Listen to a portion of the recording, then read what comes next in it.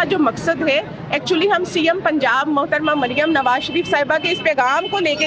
आज चल रहे हैं कि अगर माहौल को साफ रखना है तो उसमें हर शहरी ने अपना किरदार अदा करना है। और लाहौर शहर में स्मोक की जो बुनियादी वजह बनती है वो ट्रैफिक का धुआं और ट्रैफिक बन रहा है। इवन के मिलियंस की तादाद में जो शहर में गाड़ियां मूव कर रही हैं उनमें 65% मोटरसाइकिल का धुआं शामिल है इसे माहौल को आलूदा करने में। तो आज ये